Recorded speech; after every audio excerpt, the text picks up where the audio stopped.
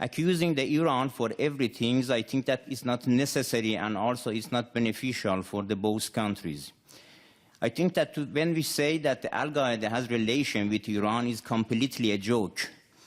We do not forget, and everybody do not forget, that bin Laden is a Saudi citizen and has a strong political and economic relations with inside of the Saudi. I think that everybody does not forget that from the 19 people of the people that committed the 11th of September, 15 people of that 19 was the Saudi citizens. So it seems that, and also now in this room, I think that many people also knows that which country or which countries has supported the Daesh for many years. Just I would like to mention that the things that Minister mentioned here is completely against and opposite to the policy of the European Union leaders and even United States that does have relations with Iran regarding especially the recent cases of the nuclear negotiation. And also there's some kind of the relations that also Iran has with other regional countries shows that Iran also has some kind of the logical policy. Inviting Iran to present in the coalitions that for the things that for them solving the problem in Syria shows that Iran is a main partner for the solving the problem in the Syria. That's all. Now on the third issue, the Honorable Consul General from Iran, I didn't say anything that was not based in fact.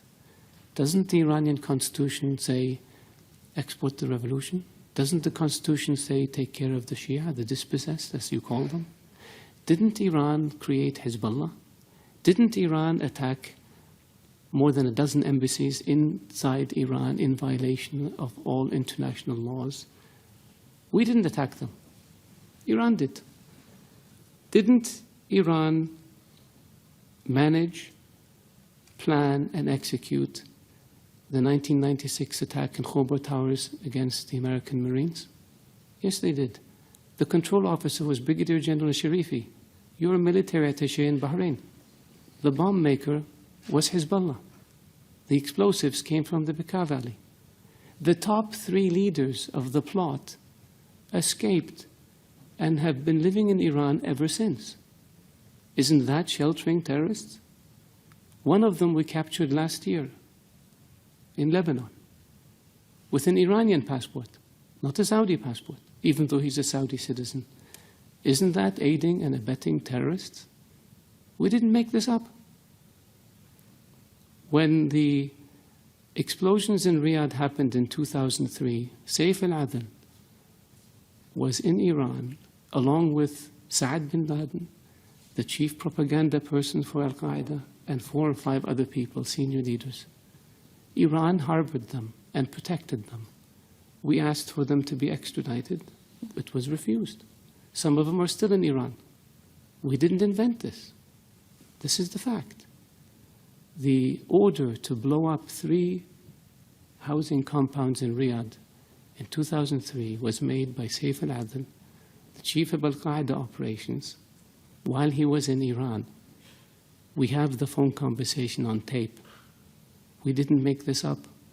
Ronald Reagan used to say that facts are stubborn things. They are stubborn because we can't get around the fact. Hezbollah is a terrorist organization.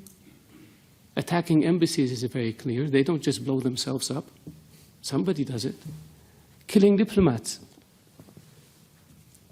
Diplomats don't commit suicide by shooting themselves 3 times. Somebody is responsible. Iranian agents have been linked to terrorist attacks in Europe, to terrorist attacks in South America. We didn't make this up. This is the world. This is evidence. And so, yes, we wish and hope that Iran, a great nation, can be a great neighbor to us. But it takes 2 to tango. It takes willingness to give up this expansionist, aggressive policies and return to international norms and behaviors if you want people to deal with you. And our hand is extended to Iran. It has been for 35 years.